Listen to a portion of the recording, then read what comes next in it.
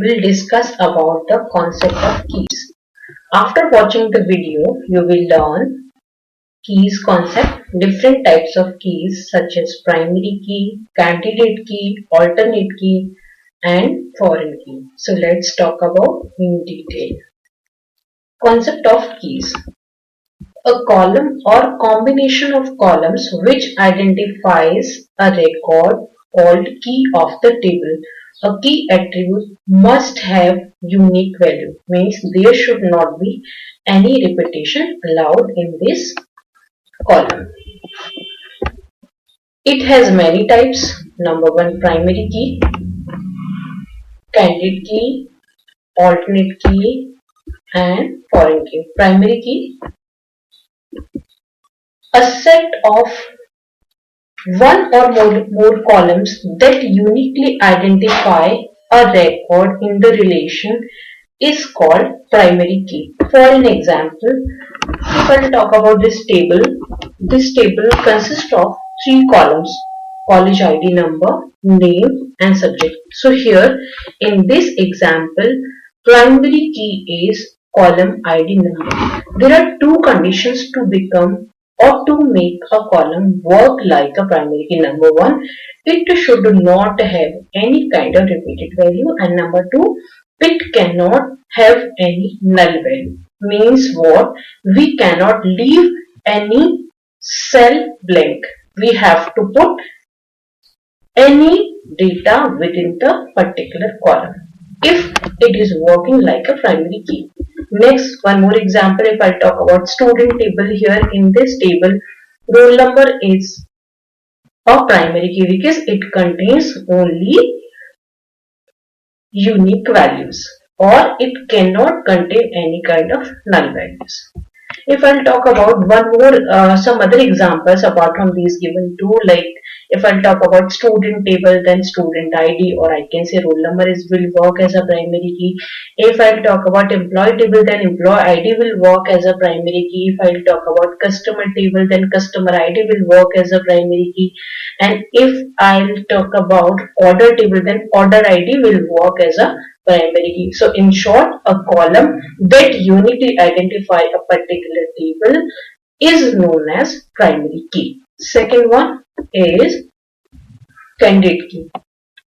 A column that has the quality to become a primary key is known as candidate key. For an example, here I am considering the student table. In this table, I am having student ID, roll number, first name, last name, email ID. These are all columns.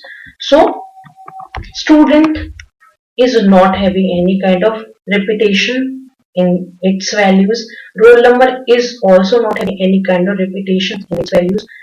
And mail ID is also not having any kind of repetition. Means we cannot repeat the same name while creating any mail ID. In real life example as well. So these three columns have the quality to become a primary key. So I can say here in this table, student ID, roll number and email ID, these three columns will work as a candidate key. And out of these three columns, we can make any of the column work as a primary key. So here in this column, student ID is a primary key. So in next step, we will discuss about alternate key. A candidate key that has not been chosen as primary key known as alternate key. For an example, here in this example, I am having four columns: registration number, roll number, name and class. So this column is not having any repeated value, so it can be a primary key or it can be a candidate key. This column is not having any repeated value, so it also can work like a candidate key. And I have chosen one column, that is registration number, work like as a primary key. So the remaining column is called alternate key. Here in this table, I cannot make this class column work like a candidate key because it is having repeated value.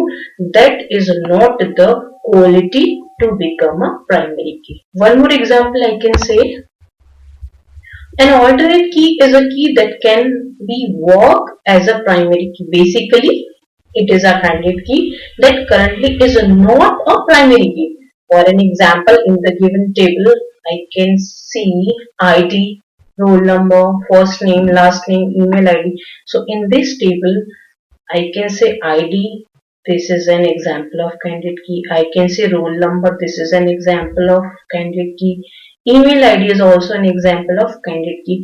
So, and yes, first name and last name cannot be a candidate key because any two person can have the same name.